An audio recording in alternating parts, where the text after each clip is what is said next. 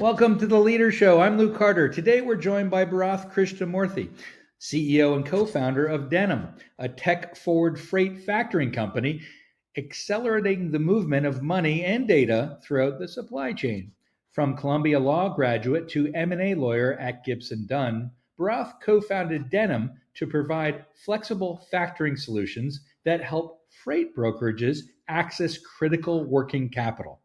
What sets Denim apart in financial services? Their most loved workplace certification reveals a powerful business insight. Transparent internal culture directly builds client trust. And as Bharath puts it, loved workplace culture isn't just beneficial for employees. It builds confidence with customers and business partners who want to work with a company that truly values its people. Today, we'll explore this trust multiplier effect and how Denim's commitment to transparency has helped them stand out in their competitive industry by proving that they just don't talk about culture, they live it.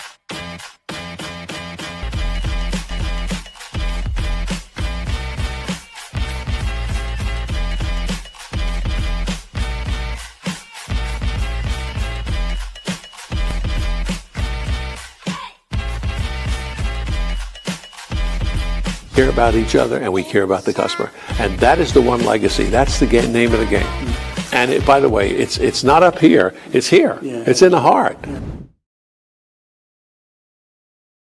So I talked to so many people, especially lately, about the impact of having a transparent culture at work.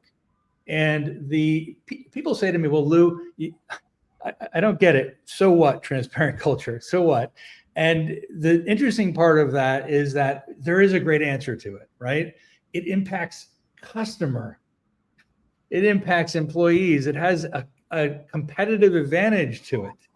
And with companies where there's so many competitors these days, you ask yourself, well, how do you stand out, right? And the way to stand out, and we'll be talking to B about this today at Denim, in crowded industries, is by creating a loved culture, right? That's transparent. And B's done just that. He's CEO at Denim. It's awesome to have him on because we're going to dive into this topic of transparent cultures, and really, it's how you help customers and partners who value working with companies like Denim that genuinely prioritize their people. So we're going to dig in that today with B. B, welcome, CEO at Denim. Great to have you. Yeah, thank you for having me here, Lou. I'm excited. Me too. Well, let's dive in. Let's first talk about Denim because what a cool background you have. And what you've done to now at Denim and what it provides to your customers and partners. What a great, amazing thing you've done. You're one of these people that I see that exponential leaders, right? They just create amazing things for the world and have done incredible things that most of us don't do, right? That's very flattering. It's too flattering. Well, it's the truth, and you deserve to have that. And so let's dive in. Talk about Denim, right? Talk about Denim and what you've created and how you're, who you are, and what you've achieved has helped propel that. Yeah. Yeah. So I guess the insight we had that sort of drew us into the space is that logistics has been really slow to innovate for a very long time, and around like 5-10 years ago, that started to change. But the way that it changed is that there were a few big like digital freight intermediaries, right? So if you think about like Flexport, Convoy, Uber, who were basically raising a ton of venture capital to fund their own development of proprietary software tools that allowed them to basically, take the game to another level. And it was a great strategy. But one thing that it lacked is that a lot of these you can do a lot with that, but you can't solve the entire market with a couple of players who are brand new, who have like this great technology. There is a lot of value to the incumbents that have these like really deep relationships with other people in the ecosystem who have been in the industry for years and who really understand the nuts and bolts of how to get the freight where it needs to go. And our investment thesis was basically like, look, if we can find a way to bring that type of cutting edge tools and technology to the incumbents, we can empower them to operate better businesses. It's sort of a best of both worlds idea, right? Which is like they'll bring the relationships and expertise, and we'll bring the software and the technology. And I think we just got lucky that we sort of hit the market at the right time, where a lot of these incumbent brokers were sort of realizing the same thing, like, hey, we really need to digitize. We don't have the luxury of having $100 million of venture capital flowing to us. So if we want to digitize, we need to use our profits to pay for software and tools that are going to give us the equivalent capabilities. And so we kind of just like found them at the right time. And that's kind of where Denim was birthed, right? And the idea was that we can build a digital factoring solution that will not only protect them from the slow moving payments in the industry, but also automate a lot of their really manual, labor intensive workflows, and then provide them an analytics layer on top so that they can drive more intelligent business decisions and be more responsive to the dynamic market that they find themselves in. Tremendous. The fact that you put it together at the right time as well when they needed you sounds like, and building that trust with those partners and customers. I mean, how did that happen? How did you ensure that you had that trust with them at that point in time and they were ready for you? How did you back into that relationship? Yeah, it's kind of like a chicken and an egg problem where, when you're starting out, it's like, hey, I think I'm a trustworthy guy, but that doesn't do anything for them if I'm like, hey, I have no track record in this space. We haven't built anything. We don't really know what we're talking about yet, but you should trust us to solve this problem for you. It's not a super compelling pitch, but surprisingly, it'll work on one or two people, right? Who really feel the pain point and who are willing to bet on someone who's going to be sort of like proactive and honest about what they don't know and what they do know. And so a few of our early customers basically like helped us not only learn the space, but understand their problems really deeply. They gave us the opportunity to build for them. And after the first few, it starts to get easier, right? Because now we actually have a product. We actually do know a little bit what we're talking about, and we can add real value to each new client that comes in the door. And, as that snowball sort of starts to build, it helps you build this other snowball, which is like the team, right? Where early on, it was really hard to convince people to work for us because we didn't have anything, right? We're really just like a dream that people were buying into. And so the people who joined at the early stages are, they're the crazy ones who are like, you know what, screw it. I want to try and like make this thing happen with you. But as we start to build that trust with the clients and that snowball is growing, we start to become more credible to the employees. And as we become more credible to the sort of employee market, we're able to attract and retain better and better talent, which allows us to do a better job servicing the clients. And those two things sort of like feed back and forth, allowing us to, kind of create something where before there was nothing. And it's interesting. It's hard to define culture, right? But yet yours is coming out very clearly to me of transparency. And I'll tell you why. You said something really key, which is your customers gave you an opportunity to build for them. And that kind of entrepreneurial mindset is exactly what makes for transparent, awesome, love cultures. Because it says, look, we're working for our customers. We have a vision in mind. We want to build for them. We want to help them. We want to get straight in and give them what they want, right? Rather than create something we think we really want. Right.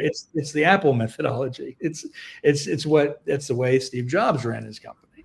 Think about the end user first. Understand the end user. Love them. See what they want, and then give them this awesome thing that just blows them away.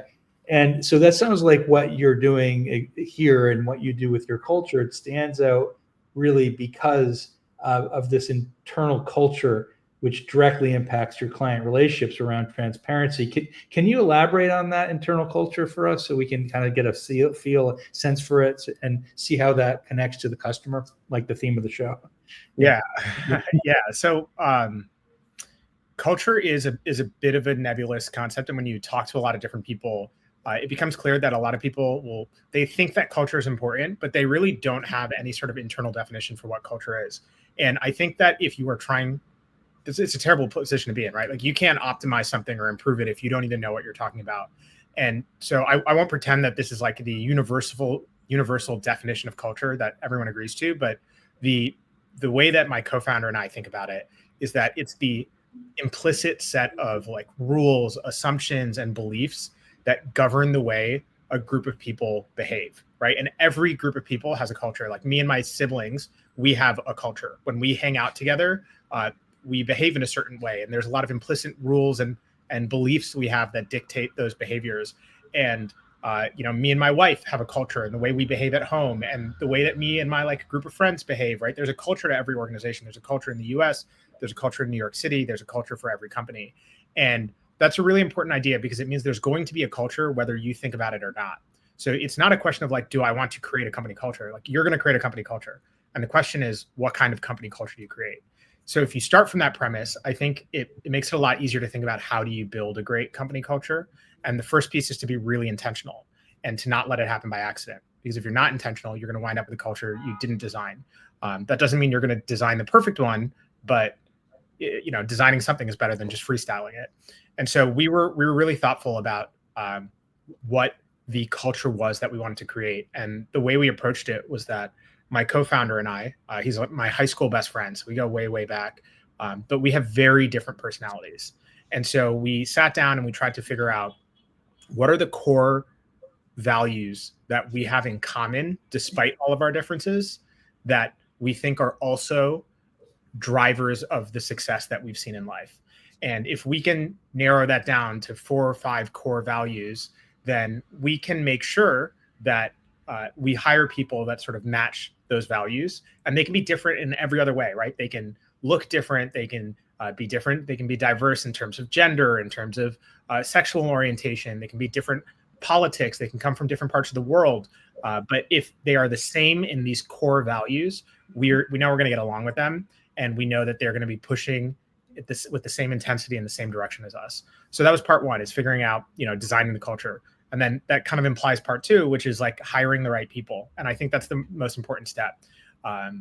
We're hiring like grown men and women. So I can bring a, 35-year-old into the door, and I can write a bunch of words on the wall and say like, hey, I want you to be this from now on. And, it's not going to do much. Like, it might marginally move them a couple degrees to the left or the right, but you're not going to fundamentally change this person in the span of like the 2 or 3 years that they may be with you, right? And so instead, you want to hire people that already share those values, and you want to make clear the operating principles that are sort of like the behaviors that are amplifying that culture, or the ones that would sort of like do the opposite, right? Take away from the culture.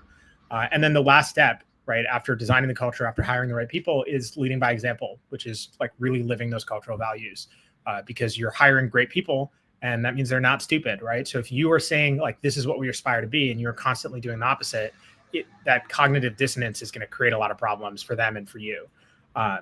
And you talked a lot about transparency at the beginning, and I think that's an interesting one, because most of the elements of our culture are like pretty easy to live, right? At least like, because we decided them based on like, how do we already live our lives, and then we're building a culture around that. Transparency is an interesting one because we're first-time founders, and so we're constantly getting advice from different people who have been through this before, and often the advice is on the opposite side of transparency, right? Because information can be really dangerous, and when you share too much information, it can create uncertainty. It can people sometimes get part of the picture, not the whole picture. It can make them anxious. It can make it hard for people to figure out what to do. And so a lot of times we're given advice to like, oh, don't share that information, or like, don't talk about this number. Just like ignore this thing for now and like try to bring it up later. And we have personally, like my co-founder and I have made a decision to like err on the side of transparency every time, unless there's some like extreme sort of justification for not doing it, right? Like if it's going to breach the confidentiality of an individual person, right? And we're not going to like air their dirty laundry. But to the extent that we're able to, we try to be very, very transparent with things. And it has created like short-term problems, right? There have definitely been cases where we've said stuff and it has created anxiety and fear, and maybe we would have been better off not sharing that information. But in the aggregate, it goes a very long way to building a lot of trust with the team, so that when we say something, I think they know they can kind of like take it at face value. And that's what we strive to do, right? I won't pretend that we're like achieve all of these things perfectly, but I think we've overall done a really great job of that. And it's something we strive to continue as the years go on. Let me offer this up too. It seems that transparency, even if, let's say, it's information that may cause anxiety, is another way of being honest owners of the company. Let's experience what we're experiencing as a whole system rather than just as from the top.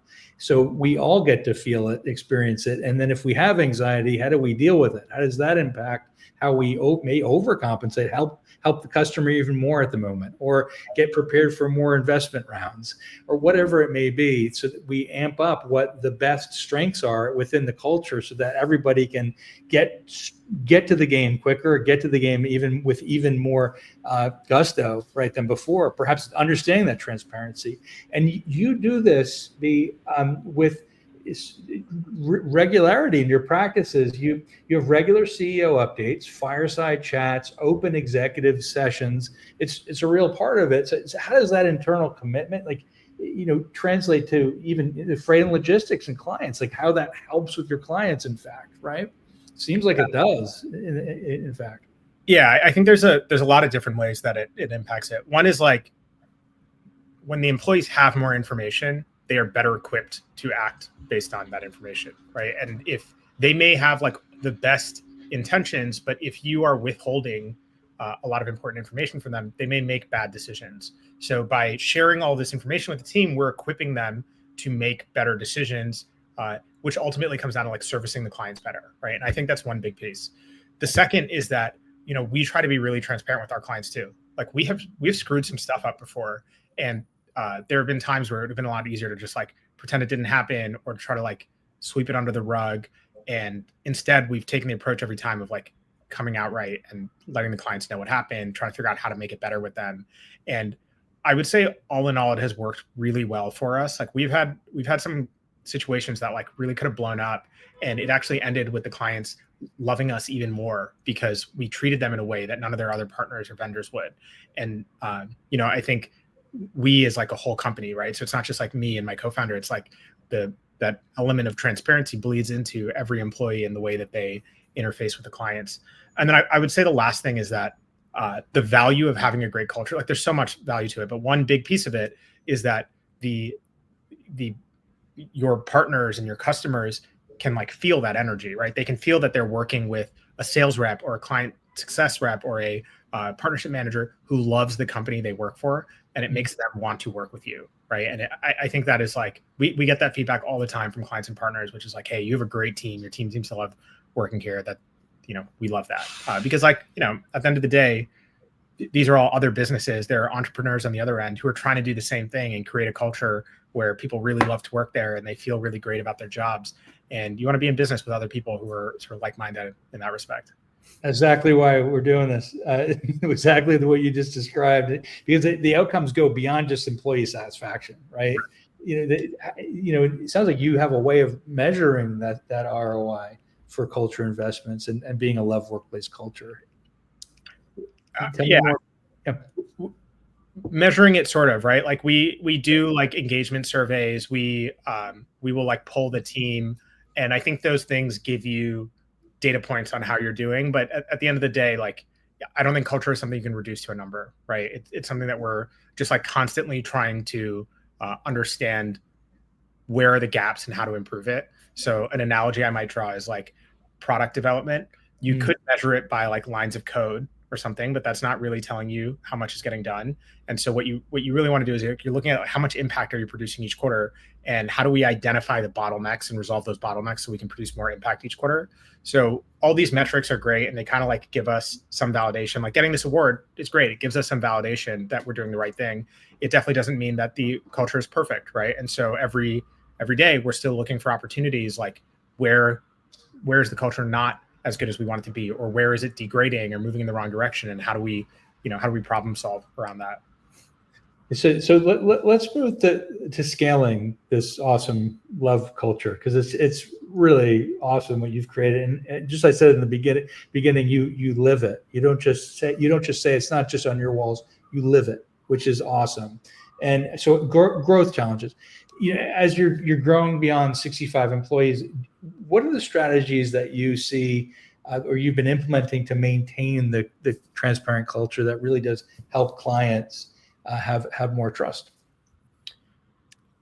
So like specific practices you're talking about? Yeah, scale beyond. What you know? What do you? There's a lot of things. Like one of the things we do is every month we do an open executive session. So we have our regular exec meeting, and we just open it up. Anyone can join, and we just go through the same stuff we would go through, and we debate them the same way we would. And this is a great example of like you get the downside and the upside of the transparency. The downside is that we've gotten feedback like, hey, it seems like you guys don't really know what you're talking about because like you debated for 30 minutes and didn't get to an answer, or like, oh, we're like feeling a lot of uncertainty because you finished that meeting and we still like don't know where this thing is landing, or like we flipped from where we were 3 weeks ago. But the reality is like, that's what building a business is like, right? That's what building a startup is like, is that there's a ton of uncertainty. You're constantly getting new data. You need to make decisions with like really imperfect data sets. And sometimes you need to reverse course when you realize you're going in the wrong direction. And those debates is how we sort of like process that information and try to get to the truth.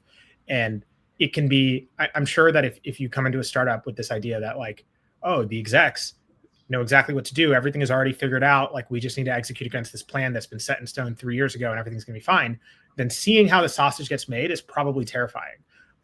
But maybe that's not the right person to be at an early stage startup, right?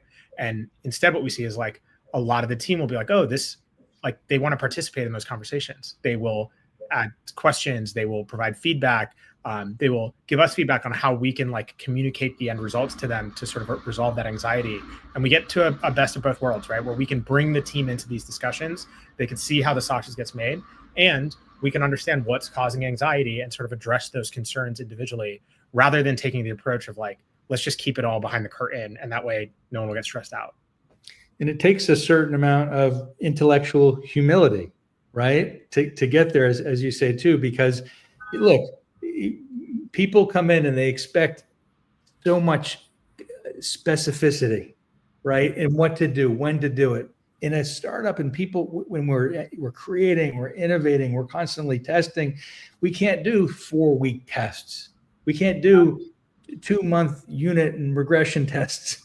We can't do this stuff, but we can do a day unit regression test. It's all right. So it's runway, whatever it is. I think personally, it's better because we force ourselves to create, innovate, and we create this beautiful diamond quickly with a lot of pressure, a lot of focus.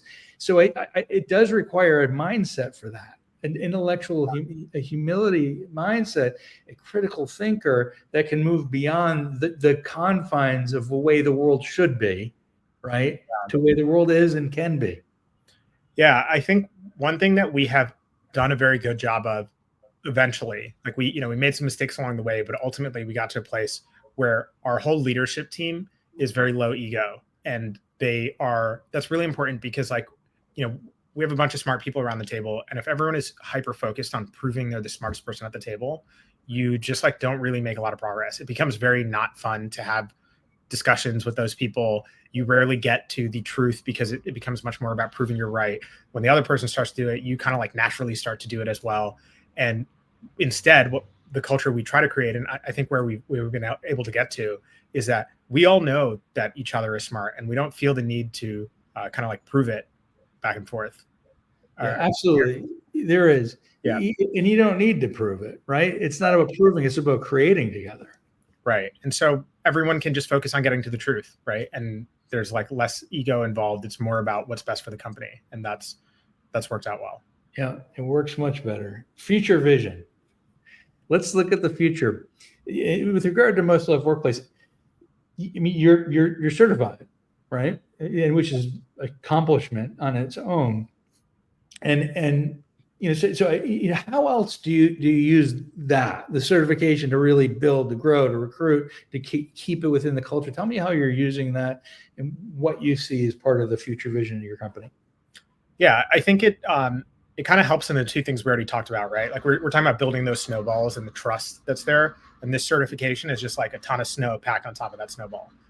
It's a lot easier to go to the market when we're recruiting and to be able to say like, hey, we're not just saying we're a great place to work, like everyone else is saying it too. And that's a pretty compelling data point, right? Because at the end of the day, you know, the employees, they're looking at comp, they're looking at the mission, but like they also really want to work somewhere that they're going to enjoy working. And you know, this gives some proof that we can do that. And I think it is also, although to a lesser extent, I think it's important to the clients and the partners, right? For the same reason we talked about, which is like they're striving to create those kinds of businesses too. And so when they see us do it, it tells them like, hey, this is a partner that we want to be in business with. Then the last thing is your leadership advice, right, to other CEOs like you, and really it's in a traditional industry, right? CEOs in traditional industries, about the connection between internal culture and external trust. What would you say to them? Give them advice in these kinds of traditional, highly competitive industries. Man, I never feel qualified to give advice. I would say that. So specifically with respect to culture, I would say that you should be really thoughtful about how you design your culture. It's worth carving out a lot of time with, your leadership team, whoever are like the key employees that you feel really embody the culture you want to create, and to be really thoughtful about what does a good culture mean to you specifically. And it's not going to be the same as it does for every other company. What does great culture mean to you? How are you going to hire for people that live those values?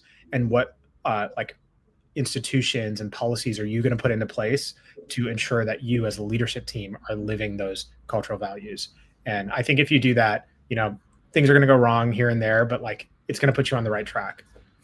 It's awesome, B. First of all, I think you're uniquely and perfectly qualified to answer that question. So I wanted to let you know that, as well as awesome advice on the trust multiplier effect and what you've done to connect into clients, to employees, to build, to grow, to scale. It's just the perfect competitive differentiator for your company, and you've done so well at it. And I'm certain we'll have so much more to share with the world and give advice to so many more CEOs and entrepreneurs who are also on that same path and really dealing and with the same challenges you are, and you're doing it so well.